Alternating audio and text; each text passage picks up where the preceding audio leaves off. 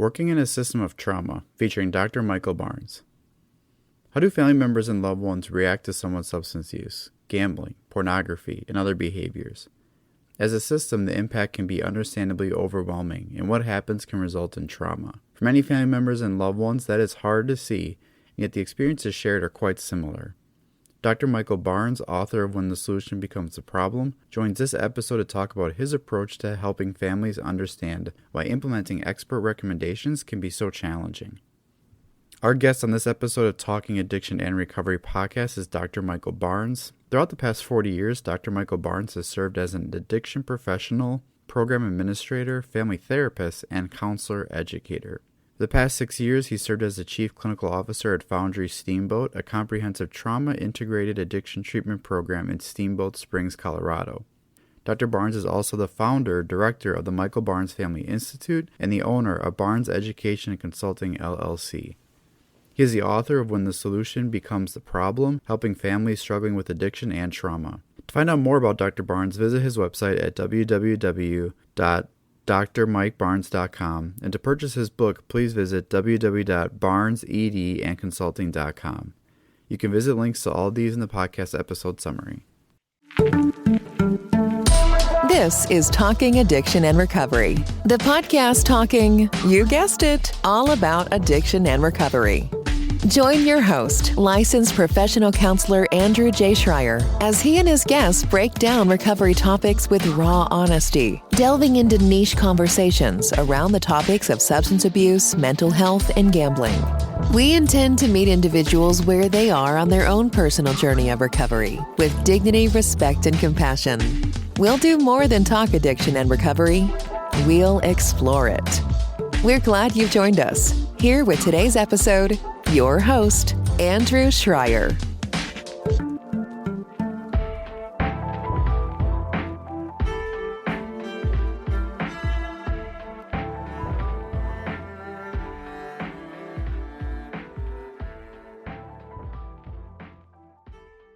Welcome, Mike, to Talking Addiction Recovery podcast. Thanks for coming and talking to me. Yeah, thank you, Andrew. I really appreciate the invitation. Yeah, this is perfect timing because I think yesterday all of your books got delivered to my house. And this is sort of like a backwards way of talking about it, where I'm fortunate the organization I work for supports a book club, and they pay for the books. They give it to the employees, and we get together and we actually talk about it. And I selected yours. And I think for audience members, this is like, oh, what book is this now that, it's being selected for a book club and all that. So I'm a big fan, and that's why I really can't wait to talk to you about it. Yeah, thank you. That's great. I want to start with the title, because I think the title is where people are going to do a little bit of like, wait a minute, what is that? Okay, I get it, but wait. And so it's called When the Solution Becomes the Problem. Can you dive in a little bit to where that title comes from for the book? That's an old family therapy term that we use that basically says when there's a crisis or a problem, the family starts making subtle changes that kind of help them to be able to support their loved one while also keeping the family together and taking care of the other kids. And that over the course of time, those subtle changes result in real changes with the way the family talks to one another, the advent of secrets and boundary changes. And the family's getting progressively more traumatized as the addiction gets progressively worse. And so we start seeing a lot of the avoidance and the control issues and the hypervigilance. And so I call that the new normal, and that the new normal is a way of living with an individual with addiction. But once that person starts to seek recovery, if those kind of new normal behaviors don't serve a very good purpose, and they later become a problem in the recovery process. Yeah, that's a question I often bring about, whether it's a couple or a family, but like normally when these cases get brought to me and it's someone who's got a substance use issue, a gambling issue, Sure.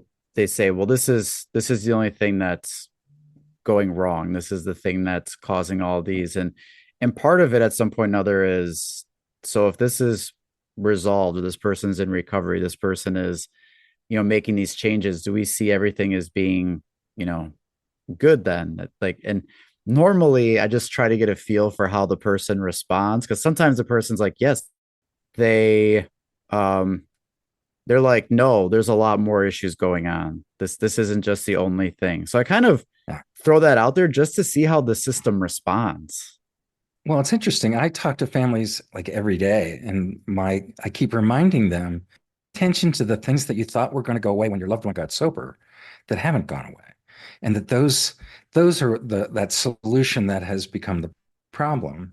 And so there's so much unresolved resentment and so much unresolved fear and kind of trauma on both sides that if the identified patient in the family starts making all of these changes and the family doesn't make kind of accommodating changes, then it actually just leads to either a relapse or a lapse, or a lot of times clients will have to say, I love my family. I really want to have a relationship with them, but my real support system is my recovery community.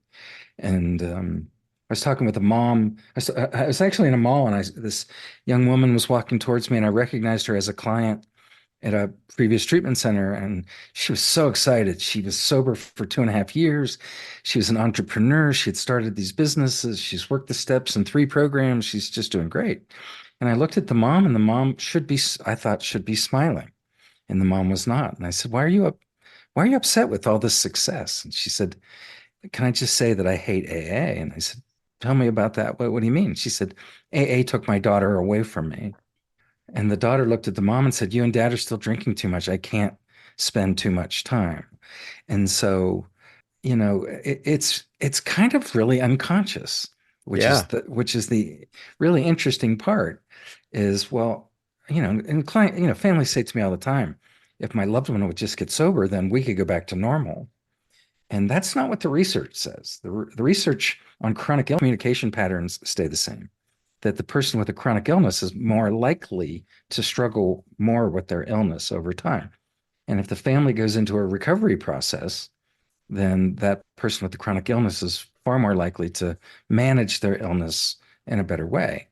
And so, our kind of I run a family institute, and when we're talking to families, it's how do we help you move from we're a family that has a loved one who struggles with addiction to we're a family in recovery from addiction and trauma. We're in this together. And so I built the program. I started thinking if we're going to do this and we're going to begin to make the kinds of changes that I wanted, it has to fit within the paradigm, the treatment paradigm in some way that we have. They're not going to change treatment as significantly as needed. And so I started really looking at how do other chronic diseases treat this?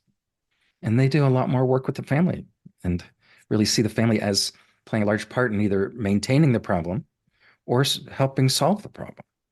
Yeah, and that was really big. I think your book does that right out the gate. A lot of family members or loved ones, they might seek some services or some help, and when they do it, it's sort of, what can you do to help this person to get them to change or get them better. But like your book really from the get-go highlights, the need for the family and for the individuals to, that a lot of it's not just what's going on for that person, but what are they going to need to do, or what are they going through. And I think people have talked about it, but your book just seemed to really shed light on the whole trauma reaction to this. And when I've started having conversations with some people, even like about your book in particular, about how, the individuals, when they react to some of the things that's going on, like this is trauma. And I think that resonates when you have those conversations with people. But when you first start out with it, that's very hard to see Mm-hmm. and to recognize that until someone almost does this breakdown of like, you have a trauma response. Mm-hmm. And I think families need to hear that. Yeah, and if you kind of, I don't know if you noticed, but each at the end of each chapter, I kind of said, okay, if you're still with me, let's go forward. And this is going to be hard, and this is going to be new. And it's interesting. I opened the kind of author's notes in the book by saying most people write books for families struggling with addiction to tell them what to do. And I said, this book's different. It's a book that will tell you why it's so hard to do the things that everyone else tells you to do. And it's really that foundation. It's not um, do this, do that. It's why do anything? Yeah, I feel like you Like, explore it way before it's sort of when I kind of look at stages of change, right? And I kind of look sure. at people quickly go from, okay, I have a problem. Now I want to make change real quick. Like they get motivated, they get support, and they sort of want to really jump to make something different. And we sort of forget about preparation. We forget about what is that like to make change? What do you need to make change? What is it that is you anticipate face it? Like, and I think family members go through that too, where there's all of a sudden like, let's just make Sure. this change. And your book sort of like it slows down in a way to do exactly what you're talking about, which is there are some things we got to address because without that action is going Mhm. to maybe go to the wrong area. It could be well intentions, but Mhm. it's not going to do what you think it's going to do. And we got to talk about that before you start venturing out. Yeah, by the end of the book, I start really talking about these are the questions you have to address, and you have to talk to each other differently, and these are the things. But without and I will often say in the book, go back to the prior, if you're having any questions, go back to the prior chapters in the book, reread some of that, and it'll make sense to you going forward. And so it's the book I always wanted to write. You know, you think about it and you think about it, and boy, I wish I had that written down. And so I finally was able to muster the energy to do that. And So, what I really loved about, which as I started reading, I was like, this is amazing for so many people. But the one of the reasons why I wanted to pick it for clinicians is because the book also features many things in it. Like when I read it, it was like, this is trauma, this is family systems, this is like solution focused. I looked at mindfulness. Like it included so many things as opposed to just one thing that would be like what makes a lot of this work. And you give so many different things that I really thought that's why I want clinicians to read this and know about this as well, as opposed to read something where it's like this one thing is really what's going to do it. You talk about so many different aspects to this. it's interesting. I had a student, I was a professor at the University of Colorado in Denver in their counseling program. And a student said to me, what's the best way to work with an unmotivated client? And I stopped and I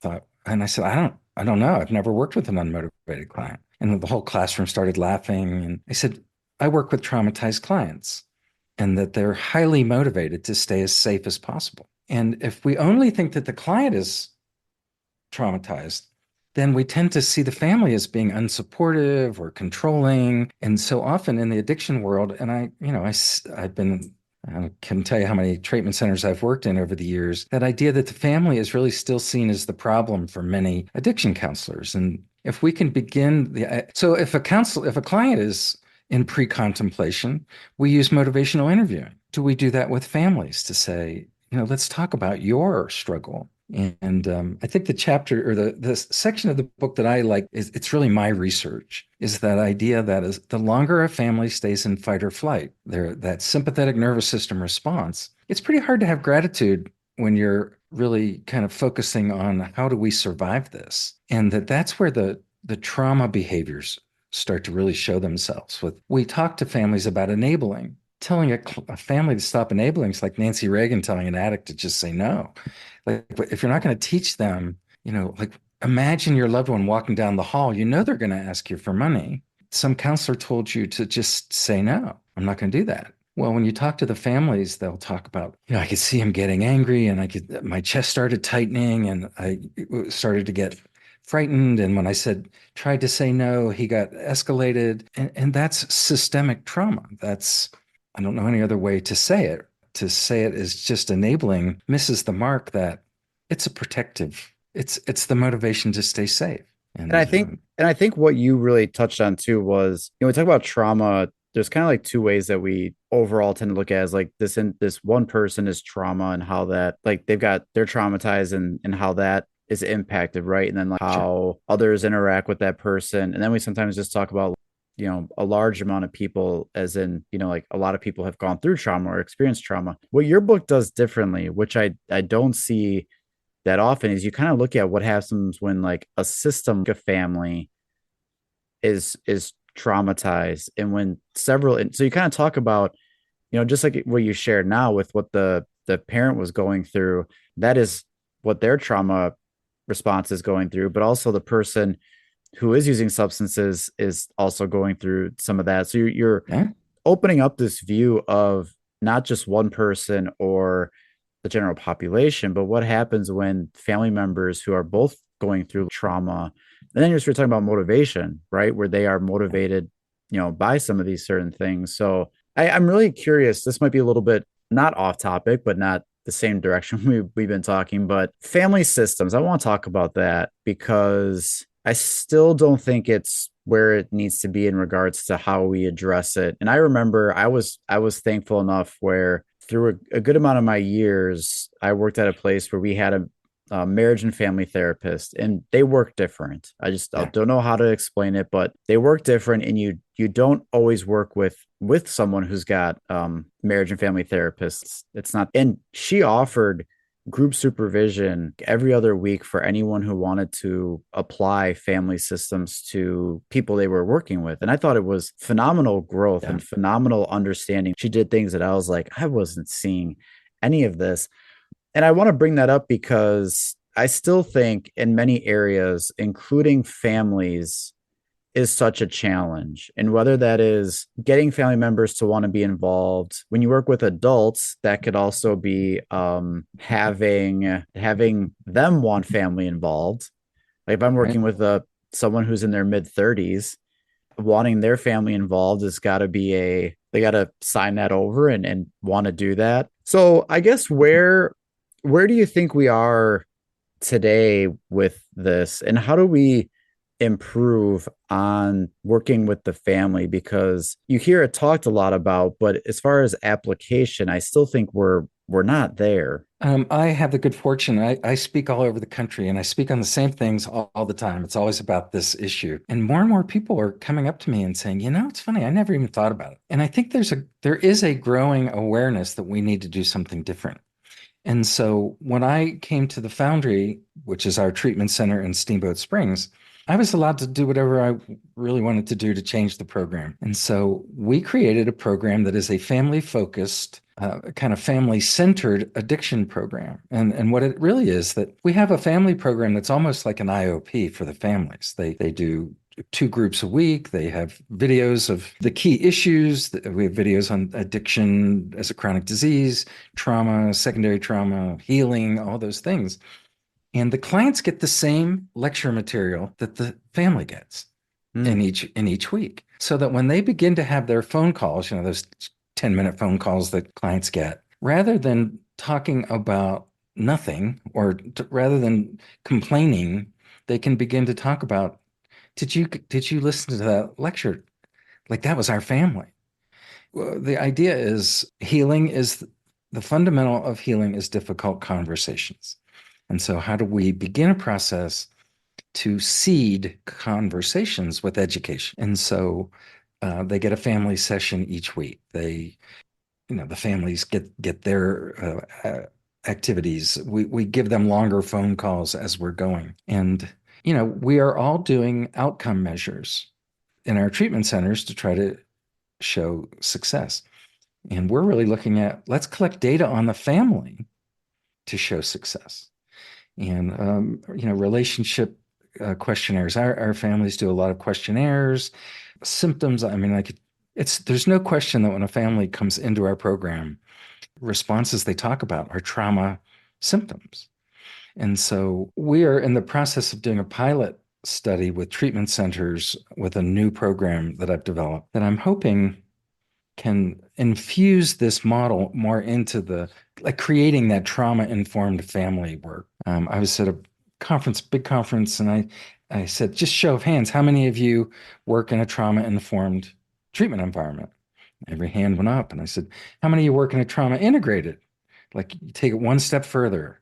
And if, some hands went up. And I said, how many of you have a trauma and integrated family program? And not one hand went up. Yeah, not surprising. And I said, okay, well, okay, now we know where we're at, and let's talk about where we can go. Marriage and family therapy programs have not done, as a faculty member in those. I had been offering to do a trauma class for years. No, we're not going to do that.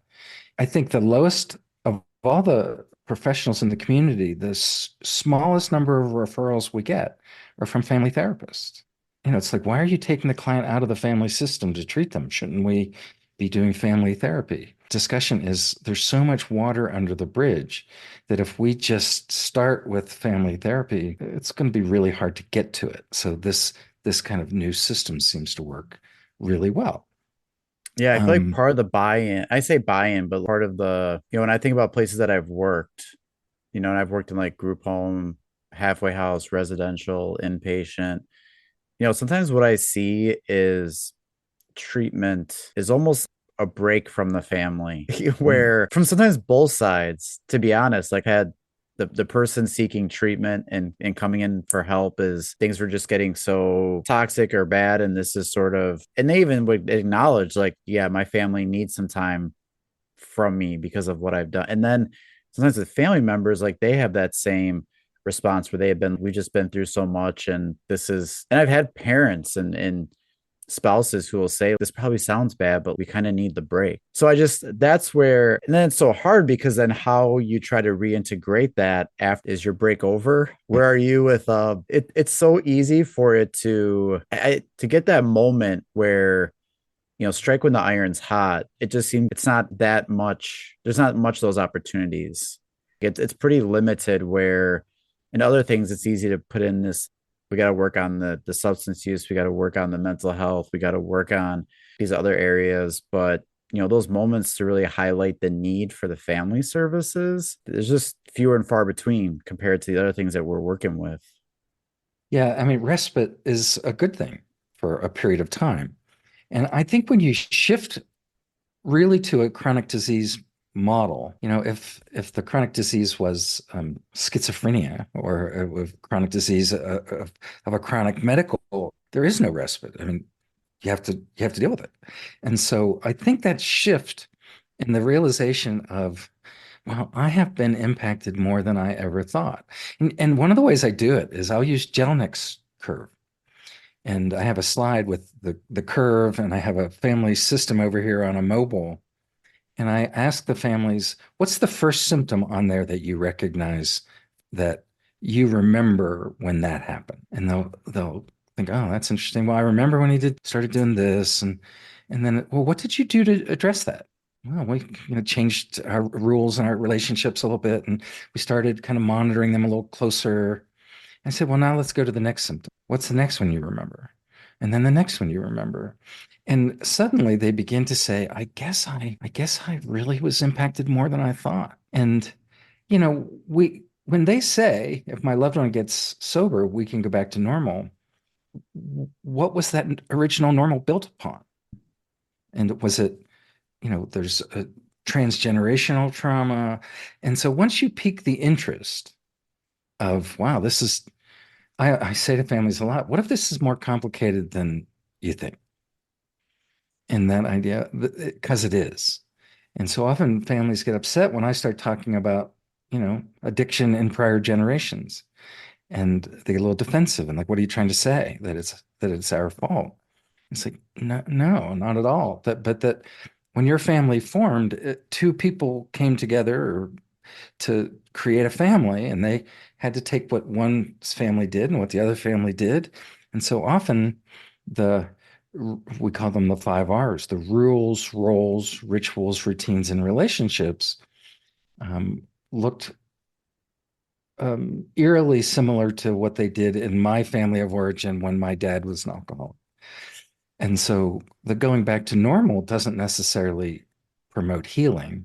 The going back to normal may be more of the same. And so I think we've been really pretty successful if we take a really slow approach, that this is all information, but challenging them to recognize the pieces that seem really familiar to them, and that they will eventually, by this maybe second, third week, begin to say, I never knew how traumatized I was by this.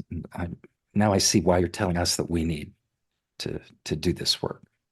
I think that's where like a lot of people resonate with those feelings and the descriptions of what they go through, not necessarily realizing that that is the trauma, which you really highlight right away, letting them resonate with, yeah, that's how I felt. And that's what I was going through. I didn't really realize that that was trauma. And I really, which I thought your book did a great job of, because you use a little bit of your own self disclosure with the car accident.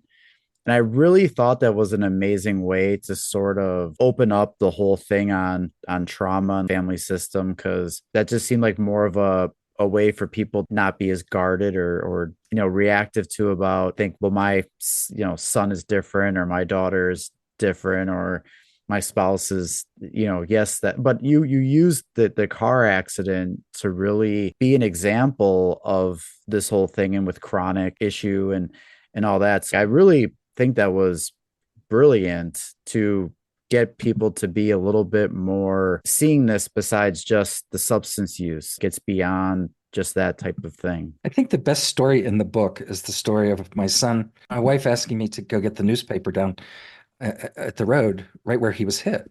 And he said, well, I'll go get it. And he's like 7 years old. And my wife goes, no, no, no, no, no, no, no. Your dad will go get it. And our son looked at us and he said, what do you think I'm going to do? Get hit by another car? It was an accident.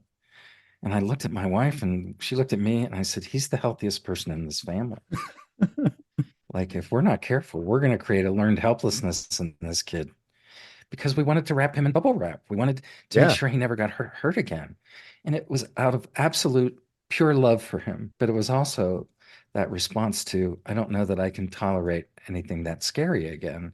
So we have to keep a really close eye on him. And I think I tell that story with the hope that families will resonate with, yeah, we did it because we love him, but we also, were terrified of what was going to happen next.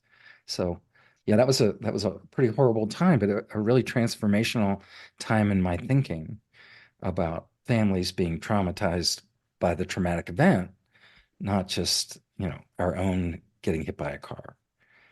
Yeah, I know that's where your book has that focus with addiction, but when you read through it and you look at it, like, I think too, like this is something that could be with families with mental health and families with other chronic conditions, or just in general with, I guess, the better question to be is what family system could not benefit from just even learning about it. Maybe it's not even specific to what they're going through, but I think that idea of like when families go through things and we have trauma responses to it, this is a lot of what you're talking about.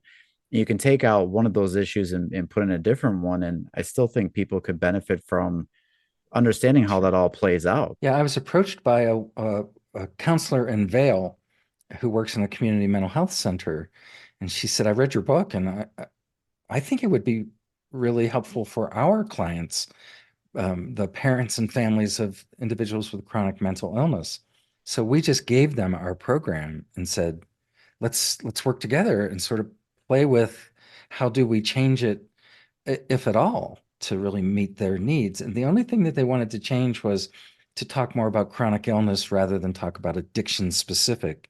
And I think that would be, I think that's the next wave that I envision is how do we make it more general for other families? Um, you know who else I think this book is really good for? And I've been approached by a couple people who are in recovery and said, when I got sober, my family and I never healed, and I were still at odds. But boy, I read that book, and now I understand why they're reacting the way they're reacting, Yes. and that it's really helped my recovery, and that it's not my fault. It's a process. It's an illness, and so I think there are a lot of I mean, I wrote it for families with addiction, but I I agree. There's so many other ways it could be helpful to people.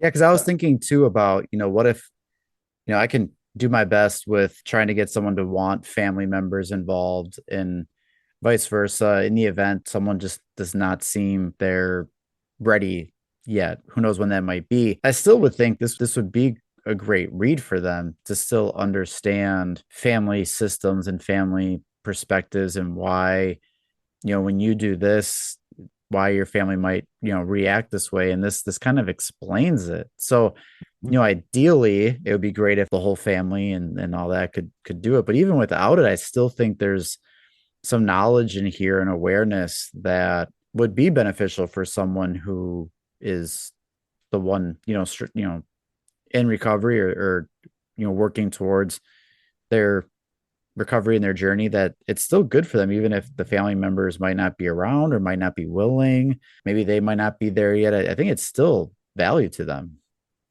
Someone challenged me one day on, well, what about the clients that their families don't participate? Like, why do you make them go to those lectures? And why do you include them in family education? And I said, because that's what they're going out to. Like, they need to understand maybe why their family's not participating and it's not their fault. And I've run into a couple cases where I was approached by therapists, said, I think you're making too big of a deal about families. I think, you're watering the process down. And I said, so are you in recovery? And they were in recovery. And I said, how did your family resolute? How was the resolution with your family when you got sober? And it almost always is that it didn't. Mm. And so I think for therapists, um, that it's a reminder that, if we're going to be consistent and we're going to be able to help the clients, we have to be willing to look back and to begin to look at, well, maybe the book will help them understand that, not all families are going to do it, but it's still the most important relationship in our lives, that even a person in recovery needs some resolution in their own mind. And so, I mean, I'd love to hear your thoughts on that. Yeah, I think to me, it reminds me or makes me think more of sometimes when people don't have family involved, it's all of a sudden like we pretend like there's no family. Either you're involved in the process or you're a part of it, or the person just doesn't have family. And it's like that doesn't really ever go away. Even if Mhm. it's, very strained and separated, or even if someone, I mean, think about it. What if someone's parents or family isn't around anymore? Does that mean like, well, we don't talk about family stuff or we don't address anything related to family? Because then I would still, they still, to me, that family still exists. It's never just all of a sudden like, well, nope, no family here. Keep moving. Like person, like it's almost an item that's checked off. Well, they don't have housing, they don't have this, they don't have family. They came from a family, they still have family. Maybe it's different for everyone, but I just don't, just hearing you talk about that, I don't like the idea of we say to someone who doesn't have a family involved, who maybe they're not ready, maybe their family is, maybe they don't even know where their family is, maybe their family has passed, and we just kind of look Mhm. at it as, well, we missed it. We can't do any work family related. Like that's not true. I'm going to have to live with that. And it's not true. And I did a podcast with Dan Griffin, who does a lot of work with men's issues, and we were talking about, can you change the past? And I was teaching a doctoral class, and I asked the students, can you change the past? And every student said no. And they said, you disagree with us. I said, oh, completely, I disagree with you. You can't change what happened, but you can sure change your understanding of it. And that was really the biggest healing point in my life with my family of origin, was the realization of how traumatized they were. Not just, and I'm not in recovery, but from their own childhoods, in that when I could step back from the conflicts and realize, well, that's hypervigilance, that's control, that suddenly the pieces began to fall in place like a puzzle. And I was able to say, they did the best they could. Like that, that my life's actually pretty good compared to what their life was. And boy, my resentments went away pretty quickly when I was able to recognize that. And so that's the other thing is, I think, to be quite honest, I think this program that we've created is for the next generation. Mm. And the idea is if we can get families, and whether they do it together or whether one person in that family decides, I'm going to be different and I'm going to learn a different way to talk to my kids or whatever. But the amount of transgenerational trauma that is being that we're just now starting to look at, um, that's my hope is, well, why should we do this? Well, do you have grandkids? Do you have kids? That's why you should do it. That, you know, uh, addiction's not getting less. It's the numbers are pretty stable. So let's see if we can one family at a time begin to make some of those changes. And again, it's not blaming. It is that concept of normal of, well, that's normal to me. I quote David Foster Wallace's story about the fish in the book, and that idea of the two young fish are swimming down the stream, and an older fish swims by and says, "Hey, fellas, how's the water?" And the two fish kind of look at each other, and as they swim away, one looks at the other and says, "What's water?" And the idea of my family of origin is my water, and it's different than your water. It's still water, but Yeah. it's different. And um, like we tend not to think about family formation. Like it wasn't always there. I mean, it's generationally evolving, and so um, let's create a newer normal that has a chance to break that chain of transgenerational trauma.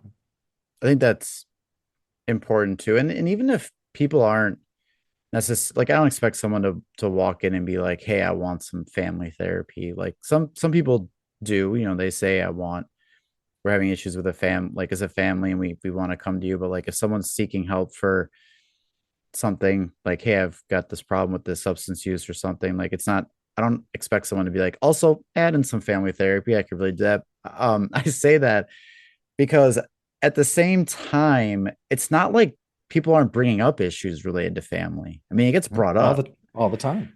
Yeah, so it's not one that we're necessarily, as you were saying, the person that talked to you about, like, muddling it and everything and all that, but it gets brought up. I mean, when you're talking about how are things going, what's going on since last time I saw you, um, how are things, at home or that was going on, like people bring up stuff in their relationships, they bring up stuff about their family, so they're not necessarily calling it out and saying, "Hey, yeah, I would like to understand my family system more," or they might not be looking at like, I want to know more about why they respond in the way that they do. But they do say things, they do bring up stuff, they do mention things that behind all that is exactly what you talk about in the Mhm. book. It's just not presented in the way that ideally we would hope it would, but it's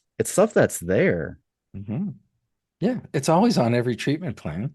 There's always something about family of origin, and the my my hope is that it's a significant deep dive into why families do what they do, and that it will inform therapists using different interventions and maybe helping the client to understand in a way that might be like when I realized my family was so traumatized that I was able to resolve some of my own resentments in therapy. That I talk a lot about perception in the book and the idea that perception is way more important than reality, and perception happens over generations. Uh, those what we call them family healing or family illness schemas about addiction and about other things, and you know, changes in insights ch provide new solutions because we we do tend to use our insights to drive our solutions that we're willing to do. And I always ask therapists, how many of you have ever had a family member ask you what they should do and how they should do it? And everyone, laughs. And I said, how many of them don't do what you tell them to do? And then they really laugh. And the idea of Simon Sinek wrote a really good book. It starts with why. And he said that in the business world, people will always ask, they read all these books to learn what to do and how to do it. But if they don't ask themselves, why am I the one that needs to make a change? That they generally don't do what is recommended. But once they begin to look at, I am the person that I need to change, whether they change or not, because I've been impacted, that opens the door to solutions that would have never been possible before. Because Yeah. until they had that realization of, a student once asked me, well, why do people change? And I said, people change when they realize that the problem they're trying to solve isn't the problem that they have. And when they realize that it's different, then it's like, oh, that opens the door to, I've been trying the same things because out of love and out of desire, but it's actually the solution that's become the problem.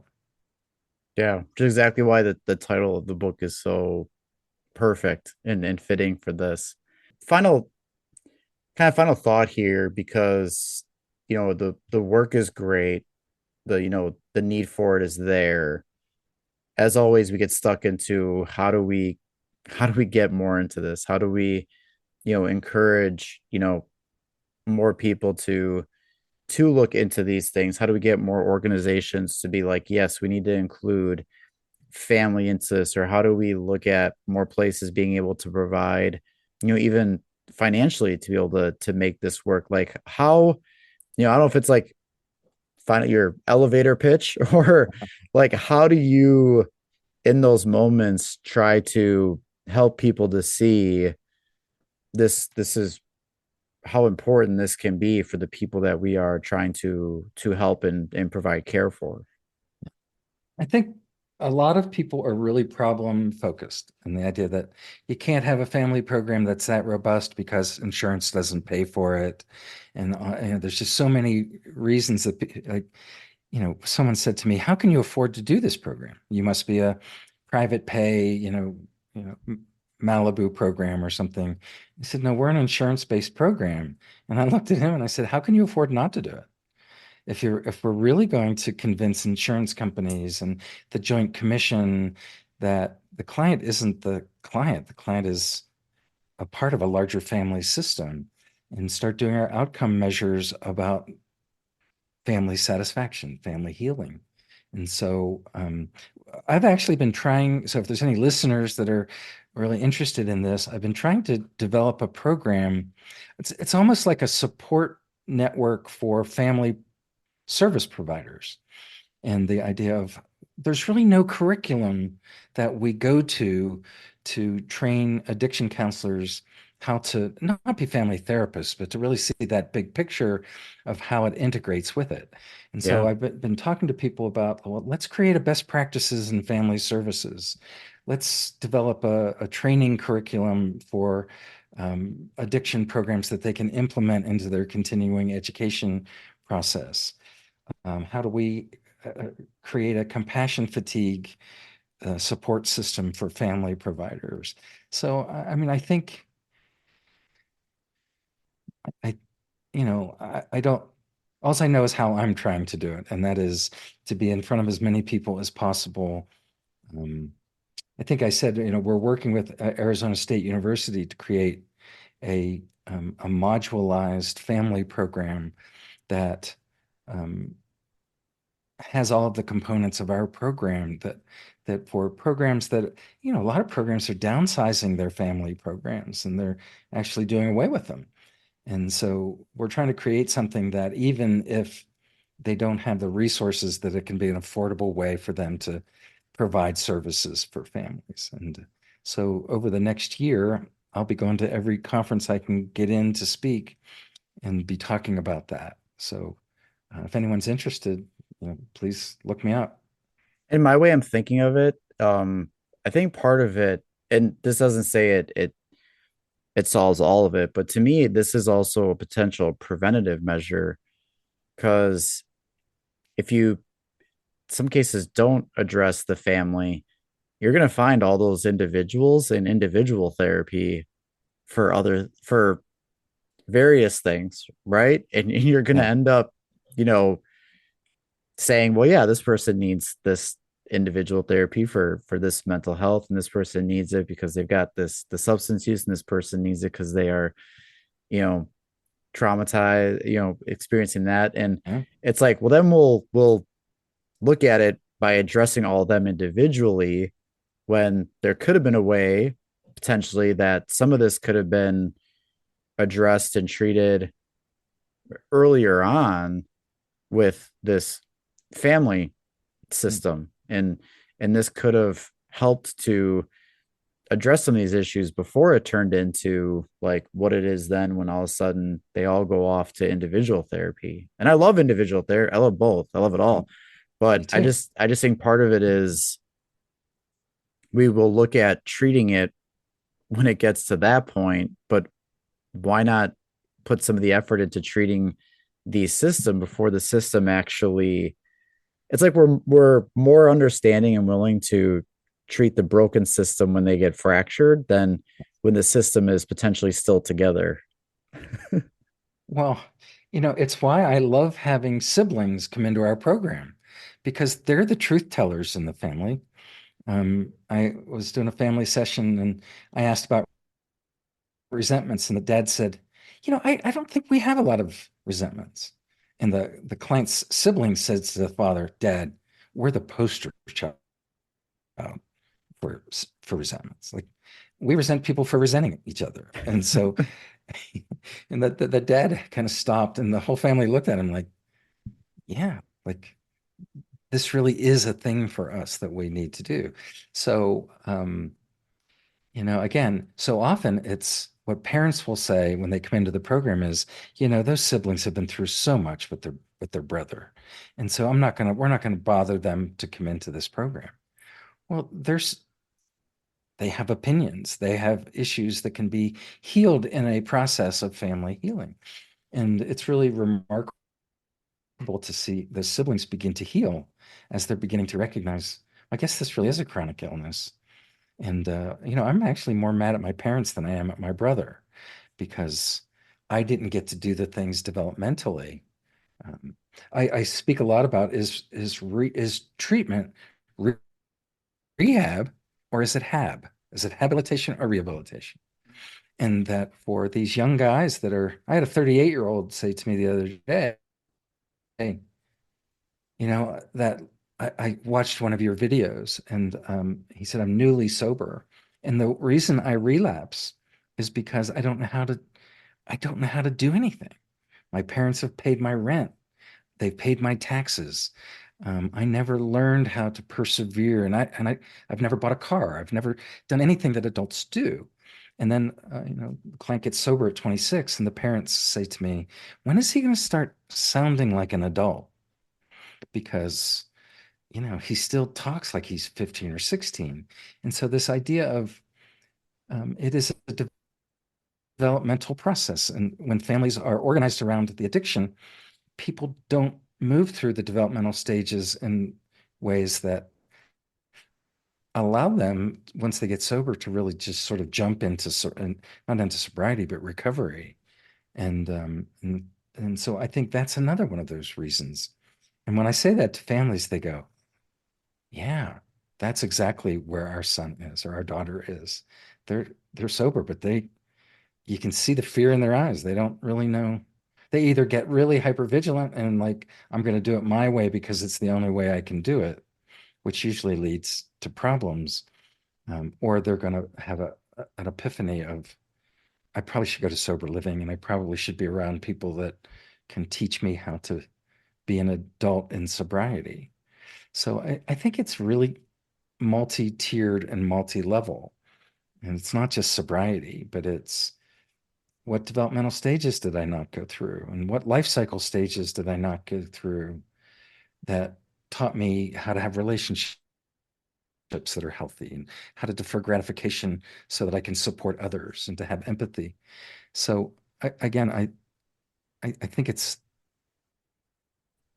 you had said it earlier, the book's really full of a lot of different things, because it's a pretty complicated process. And you mentioned it, we didn't even dive that much into it, but even like siblings and other relatives that are a part of these, and there is so many. And I've had a colleague friend of mine that wrote a book, based on being a sibling of someone with a substance Mhm. use. And I when you mentioned, you know them saying things and sharing things, I think back, and I like having kids and I like having siblings involved because um they do share quite a bit, and I'm sure they've wanted to.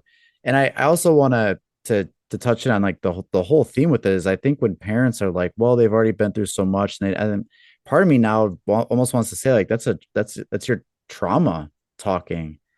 Like Mhm. you're really motivated to not really go through more or hear more or see more, because I imagine that's really behind that is like, Yeah. now what's going to happen to the sibling, even though there's a ton that's already impacted them, or the sibling's going to say something about the parents' behavior, and they might not Yeah. want to hear that. So I'm glad you also mentioned it here, with that family members includes a lot of different people that often get missed or forgotten, or we think they're not ready or they don't want to. But once again, if we want to work with the system, that means we try to work with all the parts and not just major one here. All of it plays an integral role in the system in general. Yeah, I think that, I think we kind of, our understanding of trauma as a linear process is really flawed. Like an event happens, person experiences it, they have symptoms, they go to therapy, and I think, event happens, a person gets traumatized, everyone who loves them is impacted by that. And there's all of this recursiveness and reacting to one another's symptoms that, actually do interfere with that person's recovery. And individual therapists, I'll often ask them, how often do you talk to your client about their family? And how's your family adjusting to the changes that you're making? And it's not always good. And it's not always like, well, I thought things would be a lot better once I started to heal.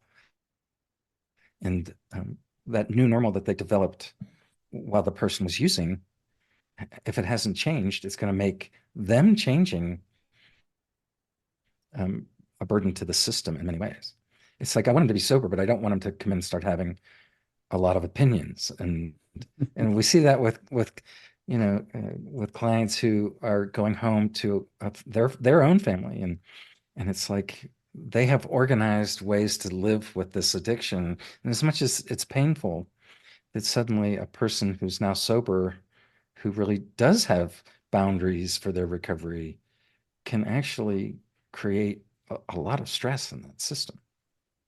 Yeah, amazing. I mean, this is stuff we could talk about for so long, and I'm sure now, hopefully, when people hear this, they realize why your book is one that I chose for our book club this next go around with our clinicians, because I just think there's so much value from the individual to the families, and there's trauma, there's so much that you put in this. At the same time, it's not like it's a by the way we're talking about it, it sounds like this would be like a very thick almost textbook, but it gets very straight to the point, and talks about some of these things, and even encourages revisiting and going back if you're not really there yet. So it's really almost a process to even read this and go through with it, not just a let me start it, get to the end, and I'm done. So for all these reasons, and even more, you get the sense of why when I read it, I was like, this is not only do I want you as a guest on the podcast, but this is why I also want people to know more about the book. Well, I really appreciate it. I think, as many people as we can introduce the concepts to, um, it can only be good. Yeah. So I really want to I want to thank you for being a guest. I want to thank you for helping to get all the books that I can give out now. And I mean, all the work that you're doing it's amazing, and it reminded me so much of the work that I was fortunate enough to get some supervision from a marriage and family therapist. And I just talking about it makes me miss that, Yeah. because the person doesn't do it anymore. But Mm. you forget sometimes like how much that value that has, and how a different perspective of all that brings. And then you drive in the trauma part to it, and there's just so much there that is needed for a lot of people. So I really want to thank you for all the work that you're doing. Well, you're very welcome. And, I really appreciate your support in it. Yeah. So listeners, When the Solution Becomes a Problem is the book, and written by Michael Barnes. In the notes and everything, we'll have areas to find out more about him, learn about what he does, and links to connect, because there's a lot of things that he talked about and even encouraged you to find out more. And we want you to do that. So once again, Mike, thanks for joining, and really hope our listeners take a lot from listening to this. Okay. Thanks again for having me on. Thank you. You've been listening to Talking Addiction and Recovery with Andrew J. Schreier. We're so glad you've joined us and invite you to connect further with the show and these topics at www.andrewjschreier.com. That's Andrew J. SCHREIER.com. You can also email us directly at talkingaddictionandrecovery@gmail.com and connect on social media, Instagram at Talking Addiction and Recovery, Facebook Talking Addiction and Recovery Podcast, and Twitter at TalkAR_podcast. To stay connected and never miss an episode, be sure to like, rate, and subscribe. Until next time, friends, let's keep talking addiction and recovery.